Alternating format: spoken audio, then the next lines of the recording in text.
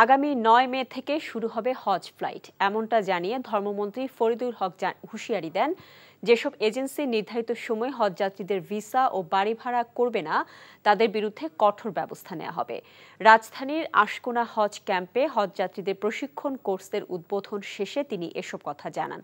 আগামী বছর থেকে হজ কোটায় ৭০% সরকারিভাবে পাঠানোর লক্ষ্যমাত্রা নেওয়া হয়েছে জানিয়ে মন্ত্রী বলেন, অন্যান্য দেশের মতো ধীরে ধীরে বাড়ানো হবে রাষ্ট্রীয়ভাবে হজযাত্রীদের প্যাকেজের সংখ্যা।